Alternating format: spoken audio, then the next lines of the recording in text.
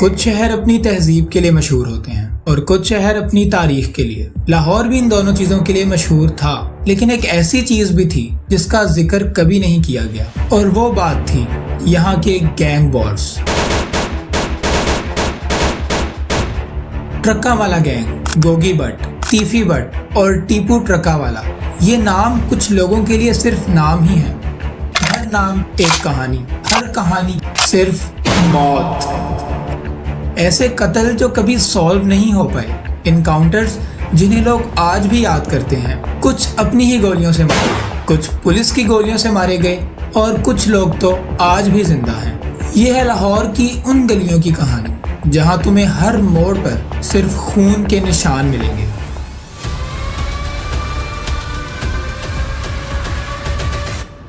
ये कहानी शुरू होती है 1990 से, जब लाहौर में क्राइम तो होता था लेकिन एक सिस्टमैटिक वे वो नहीं था। फिर एक गैंग आया जिसका नाम था ट्रक्का वाला गैंग, और इस गैंग ने आकर सब कुछ बदल दिया।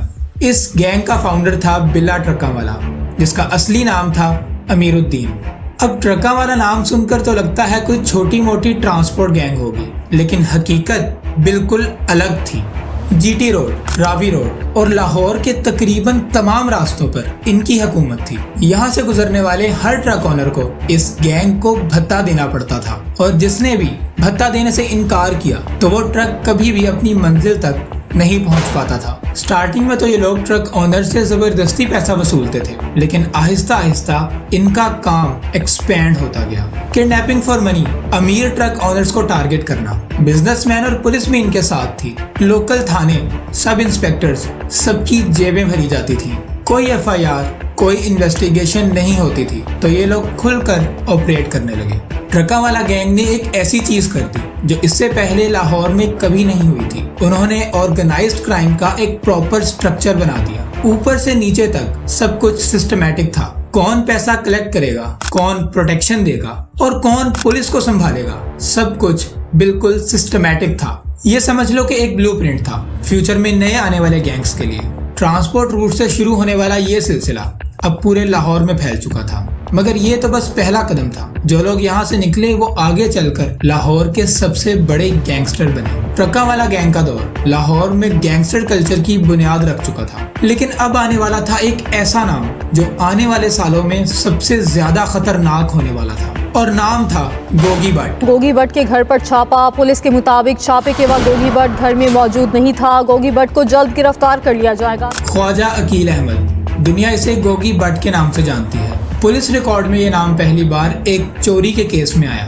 तब से लेकर ये नाम आज तक कभी खत्म नहीं हुआ। टेररिज्म, कत्ल, किडनैपिंग, हर जुर्म की फहरिस्त में ये नाम दर्ज है। गोगी भट्ट अकेला नहीं था, उसका एक कजन भी था, तीफी भट्ट, और दोनों इसी रास्ते पर। दो भाई लेकिन एक मिशन। ट्रक्का वाला फैमिली के साथ दुश्मनी।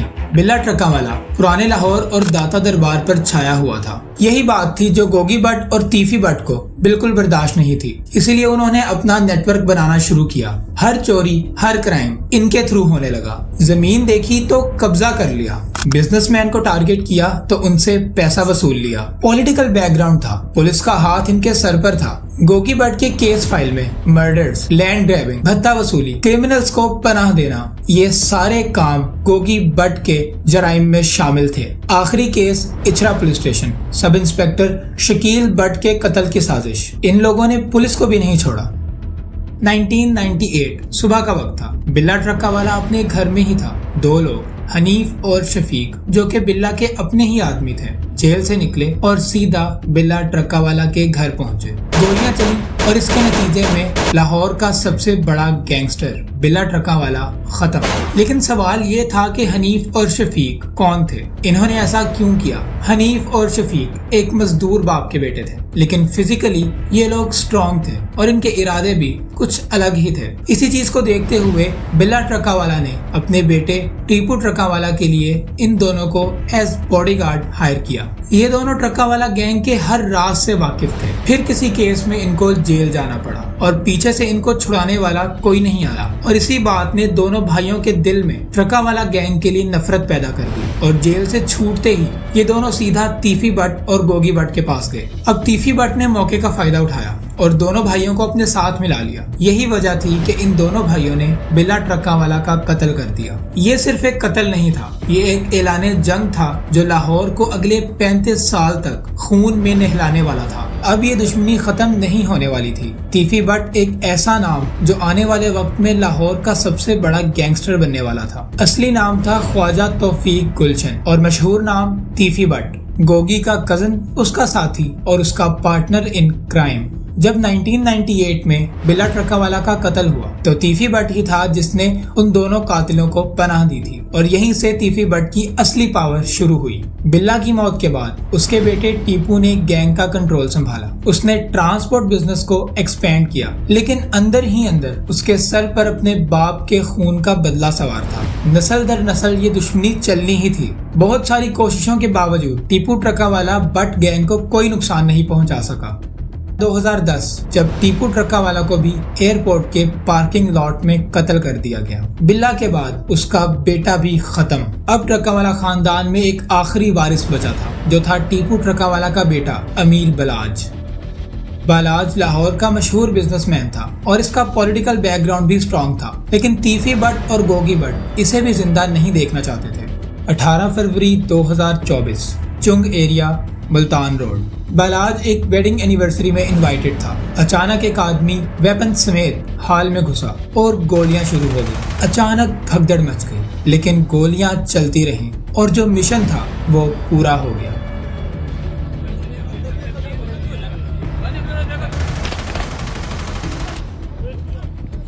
अमीर बलाज खत्म। ट्रकावाला खानदान का आखिरी वारिस अमीर बलाज, उसे भी कत्ल कर दिया गया। लेकिन एक चीज जिसने इस कत्ल को मुमकिन बनाया वो था उसका अपना दोस्त एहसान शाह, बलाज का क्लोज फ्रेंड। उसने ही तीफी बट को ये बताया कि बलाज आज उस वेडिंग एनिवर्सरी में इनवाइटेड है। सारी इंफॉर्मेशन, लोकेशन, हर चीज तीफी बट के साथ शेयर की गई और दोस्त ने ही दोस्त की जान ले ली। 3 जनरेशंस, दादा, बाप और पोता इस जंग में खत्म हो चुके थे। 1998 से चलती है दुश्मनी अब बलाज के कत्ल पर आकर रुक गई। पुलिस ने इन्वेस्टिगेशन शुरू की और मल्टीपल सस्पेक्ट्स को अरेस्ट किया गया, लेकिन बलाज की फैमिली ने एफआईआर में तीफी बट और गोगी बट का नाम दिया था। अमीर बलाज का ये मर्डर हेडलाइन बन गया, वीडियोस वायरल हो गई और अब पूरी दुनिया तीफी बट का नाम जानती थी। लेकिन इस कत्ल के बाद तीफी बट पाकिस्तान छोड़कर दुबई भाग गया। गोगी बट के खिलाफ 24 केसेस और तीफी बट के खिलाफ 4 मेजर केसेस, जिनमें लैंड ग्रैबिंग, टेररिज्म, मर्डर और किडनैपिंग जैसे क्राइम शामिल हैं। लाहौर की गलियों में खून बहता रहा, लेकिन किसी ने उन्हें नहीं पकड़ा। बड़े लोग उनको सपोर्ट करते थे, पुलिस उनको पकड़ती नहीं थी और सब यूं ही चलता रहा। यूं लगता था कि ये सब कभी खत्म नहीं होगा, लेकिन हर कहानी का एक इख्तिताम लाजमी होता है और वो इख्तिताम आया 2025 में। फरवरी 2025 chief minister of Punjab Maryam Nawaz ने एक नया डिपार्टमेंट बनाया, क्राइम कंट्रोल डिपार्टमेंट यानी CCD।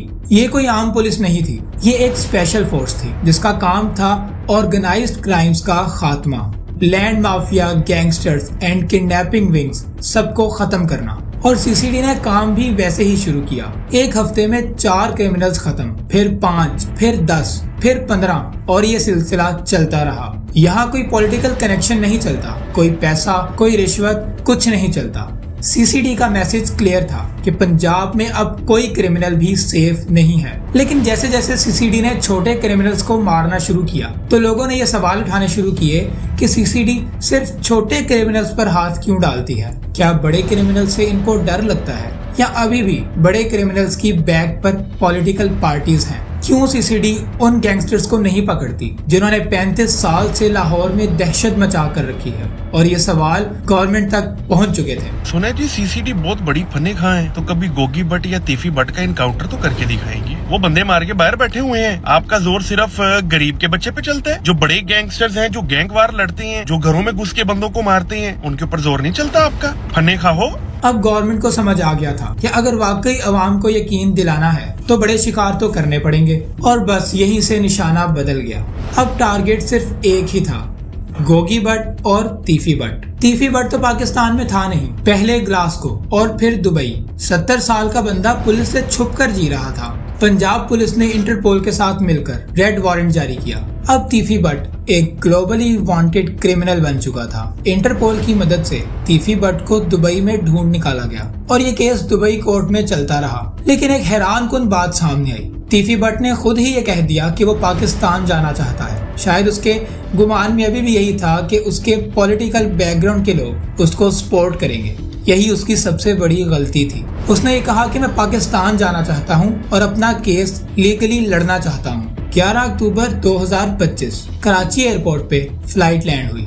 अब तीफी बट को लाहौर लेकर जाना था और सीसीडी की कस्टडी में रखना था। लाहौर के रास्ते में जब रहीम यार खान पहुंचे तो तीफी बट के अपने ही आदमियों ने सीसीडी की वैन्स पर अटैक कर दिया। सीसीडी ने जवाबी फायरिंग भी की और इसी फायर के बीच तीफी बट अपने ही साथियों की गोलियों से मर गया। अमीर बालाज खफर केस का मुलजिम तीफी बट अपने ही साथियों की फायरिंग से हलाक हो गया। लेकिन क्या ये सब कुछ प्री प्लान था? क्या ये एक फेक इनकाउंटर था? क्या वाकई तीफी बट के अपने ही आदमियों ने उसे धोखा दिया? लेकिन जो भी हो, रिजल्ट तो फिर भी वही निकला, तीफी बट का खात्मा।